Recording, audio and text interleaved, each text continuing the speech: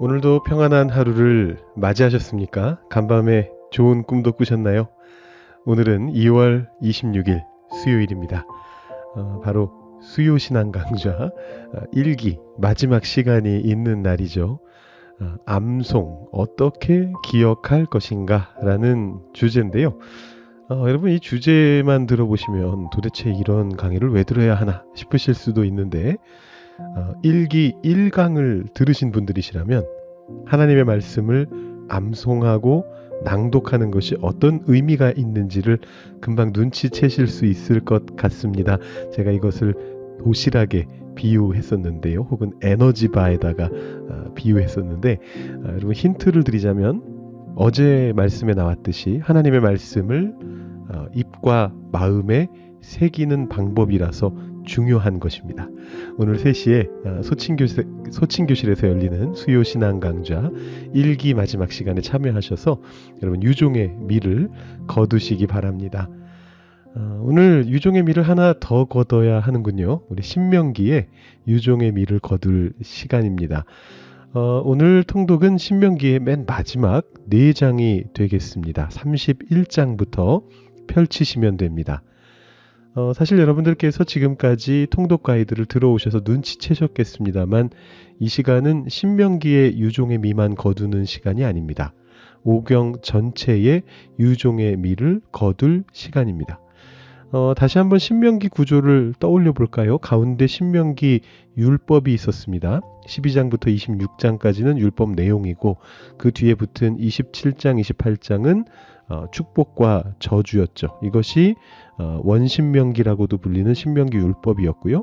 그 율법을 둘러싸고 있는 서론적 설교와 결론적 설교가 있었습니다. 4장부터 11장까지는 서론적 설교, 29장부터 30장까지는 결론적 설교였습니다. 그리고 다시 이 서론 결론의 설교를 둘러싸고 있는 도입부와 부록이 있는데 1장부터 3장은 역사적인 회고를 담고 있는 도입부였고 오늘 우리가 읽게 되는 31장부터 34장까지도 역사적인 회고를 담게 되는 일종의 부록에 해당하는 내용이 적혀 있습니다.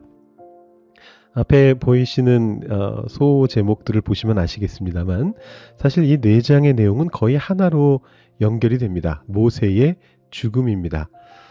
실제의 죽음은 이제 마지막 34장에 가서 등장합니다만 그 이전에 31장에서 모세가 이렇게 말하는 순간부터 1절과 2절 말씀처럼 말하는 순간부터 이제 이후의 내용은 전부 모세의 죽음에 대한 것이다라는 얘기가 됩니다. 이렇게 돼 있죠.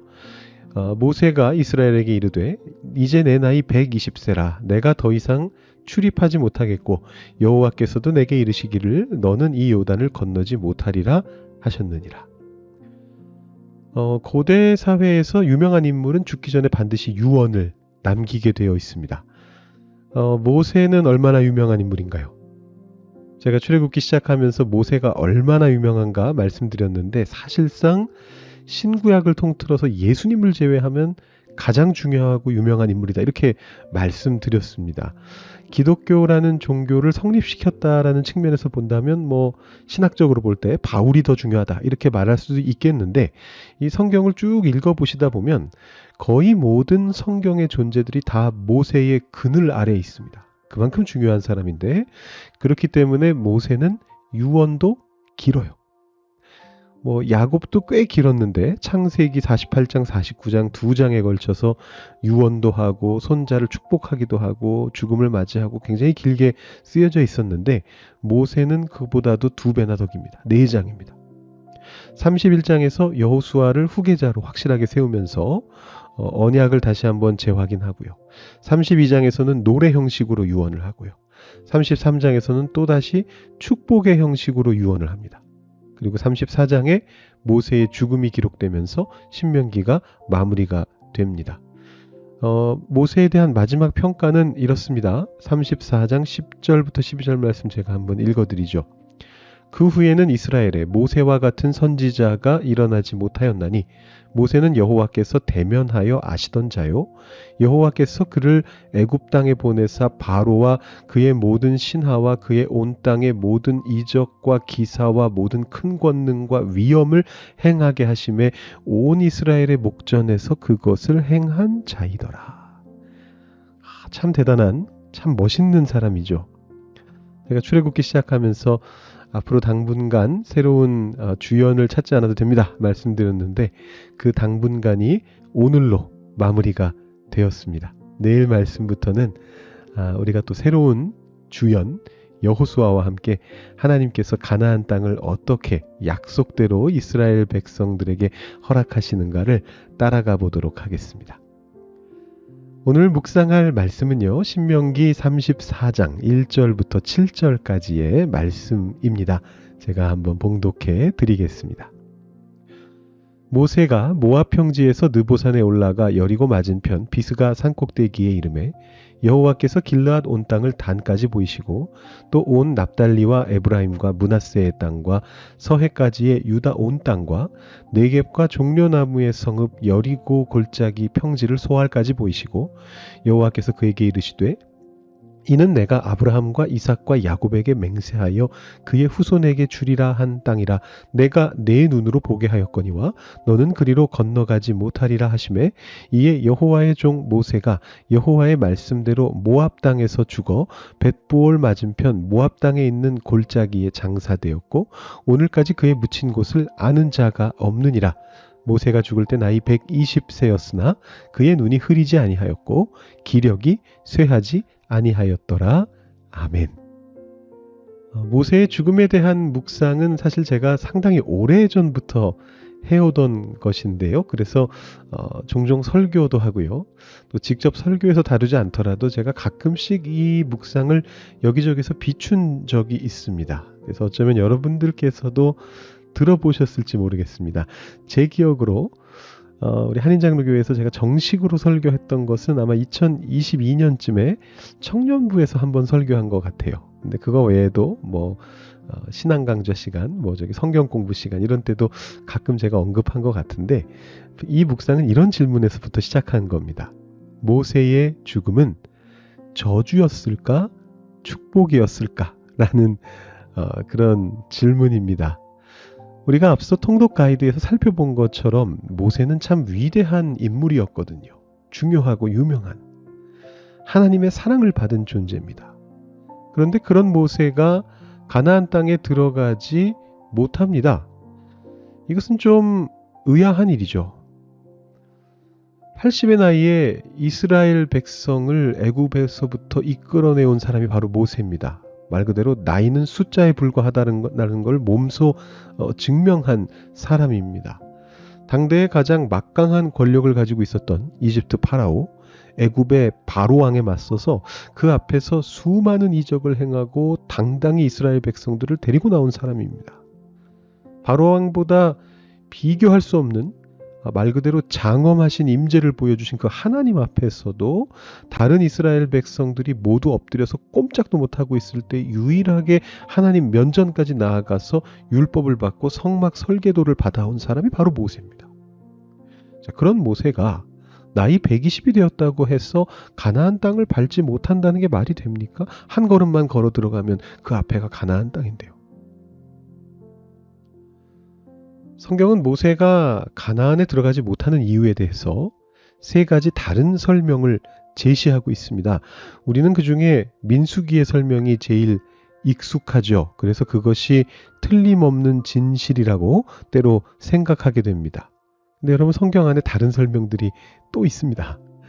먼저 익숙한 민수기 설명부터 볼까요? 바로 무리바 물의 사건입니다. 20장 9절부터 민수기 20장 9절부터 13절까지 말씀인데 제가 한번 읽어드릴까요? 모세가 그 명령대로 여호와 앞에서 지팡이를 잡으니라. 모세와 아론이 회중을 그 반석 앞에 모으고 모세가 그들에게 이르되 반역한 너희여 들으라. 우리가 너희를 위하여 이 반석에서 물을 내랴 하고 모세가 그의 손을 들어 그의 지팡이로 반석을 2번 치니 물이 많이 솟아나오므로 회중과 그들의 짐승이 마시니라. 여호와께서 모세와 아론에게 이르시되 너희가 나를 믿지 아니하고 이스라엘 자손의 목전에서 내 거룩함을 나타내지 아니한 고로 너희는 이 회중을 내가 그들에게 준 땅으로 인도하여 드리지 못하리라 하시니라. 이스라엘 자손이 여호와와 다투었으므로 이를 무리바 무리라 하니라. 여호와께서 그들 중에서 그 거룩함을 나타내셨더라. 아멘. 이 본문에 대한 해석도 굉장히 많습니다. 여러 가지 얘기들이 있죠. 지팡이로 반석을 친 게 문제였다. 우리가 너희를 위해 이 반석에서 물을 내랴. 이 말이 문제였다. 여러 가지 해석들을 하는데요. 일단 지금은 새벽 시간이니까 그런 건 건너뛰고요. 빠르게 그냥 훑어보면 여기서 받는 인상은 뭐냐 하면 모세가 아무튼 뭔가 잘못했다는 거죠. 그래서 그에 대한 벌로서, 저주로서 가나안에 못 들어가게 된 것처럼 그렇게 나옵니다. 그런데 우리가 이미 한번 살펴보았습니다만 신명기 1장에서의 설명은 조금 다릅니다. 신명기 1장에서는 이보다 앞선 시기, 무리바 물 사건보다 앞선 시기에 가데스 바네아에서 정탐꾼을 보냈던 사건하고 연결이 됩니다. 하나님께서 갈렙만, 나중에 여호수아 이름도 들어가긴 하는데 처음에는 갈렙만 언급하세요. 그 한 사람을 제외하고는 그 세대에 아무도 가나안 땅에 들어갈 수 없다. 이렇게 말씀하셨고 거기에 모세까지 마치 이 표현이 제가 맞는지 모르겠네요. 낑겨 들어간 것처럼 그렇게 묘사가 됩니다. 신명기 1장 35절부터 37절 말씀 제가 한번 읽어드립니다. 이 악한 세대 사람들 중에는 내가 그들의 조상에게 주기로 맹세한 좋은 땅을 볼 자가 하나도 없으리라. 오직 여분네의 아들 갈렙은 온전히 여호와께 순종하였은즉 그는 그것을 볼 것이요 그가 밟은 땅을 내가 그와 그의 자손에게 주리라 하시고 여호와께서 너희 때문에 내게도 진노하사 이르시되 너도 그리로 들어가지 못하리라. 이렇게 되어 있습니다. 그리고 오늘 우리가 읽은 신명기 31장과 34장 말씀은 또 조금 다릅니다. 모세 자신의 실수 때문이다라는 말도 없고요. 백성들 때문이라는 말도 없습니다. 오히려 모세의 기력이 쇠약해졌기 때문인 것처럼 그렇게 말합니다. 31장 2절 말씀 보시면 그들에게 이르되 이제 내 나이 120세라 내가 더 이상 출입하지 못하겠고 여호와께서도 내게 이르시기를 너는 이 요단을 건너지 못하리라 하셨느니라. 심지어는 들어가지 못하는 게 모세에게는 오히려 축복인 것처럼 그렇게 묘사되기도 합니다. 16절, 31장 16절인데요. 또 여호와께서 모세에게 이르시되 너는 내 조상과 함께 누우려니와 이 백성은 그 땅으로 들어가 음란히 그 땅의 이방신들을 따르며 일어날 것이요 나를 버리고 내가 그들과 맺은 언약을 어길 것이라. 이 무슨 뜻이냐 하면 그렇게 들리지 않으세요? 그가 이끌고 온 그 이스라엘 백성들이 타락하는 장면을 내 두 눈으로 보지 않게 해주마. 약간 이런 말씀처럼 들리지 않으십니까? 저는 이 모세가 죽는 장면 34장에 1절부터 3절 말씀 읽을 때마다요. 하나님께서 모세를 가나안 땅 바로 앞에서 죽게 하신 것이 어떤 저주나 벌이라고 그렇게 생각되지가 않습니다. 여러분 모세가 느보산에 올라갔습니다. 이 느보산은 모압 평지에 있다고 나오죠. 이거 그림으로 보시는 게 조금 더 보시기 편하겠죠. 제가 지도를 하나 준비했는데 보시면 느보산이 어디 있느냐 하면 그 정 가운데쯤 보시면 조그만하게 산 표시가 있고 옆으로 느보산이라고 아래 방향으로 살짝 옆으로 적혀 있는 것을 발견하실 수가 있을 겁니다. 위치는 이스라엘 땅 전체를 놓고 봤을 때 허리깨가 됩니다. 그래서 좋은 위치죠. 그런데 사실 여기에 올라갔다고 해서 이스라엘 땅 끝에서 끝까지를 볼 수 있을까요? 여러분 거기 잘 안 보이시겠지만 느보산의 높이가 802m라고 적혀 있습니다. 802m는 별로 높은 산이 아닙니다. 그런데 설령 그 느보산이 802m가 아니라 한 2000m, 3000m 저 위에 헤르몬 산처럼 높은 산이라고 치더라도 거기에서 이스라엘 땅 전체를 보는 게 과연 가능할까요? 여러분 한라산에 올라가신다고 전라도나 뭐 일본 땅이 보이시던가요? 보통 날이 정말 좋으면 마라도 언저리가 보인다는 말은 제가 들은 것 같아요. 여러분 서울의 남산이나 북한산에 오르시면은 날이 아주 맑을 때 멀리 관악산 정도가 보입니다. 남산에서 관악산이 보이고 북한산에서는 뭐 개성이 보인다 어쩐다 뭐 이런 말이 나오는데 절대 그 이상은 볼 수가 없습니다. 여러분 울릉도 성인봉에 오르시면 날이 맑은 날 독도를 겨우 볼 수 있습니다. 그 이상은 볼 수가 없습니다. 근데 여기 느보산, 비스가산 꼭대기에서 무슨 수로 단을 보고, 여러분 단은 최북단입니다. 저 위에 보시면 다볼산보다 더 위에 헤르몬산 있는 저기가 단이거든요.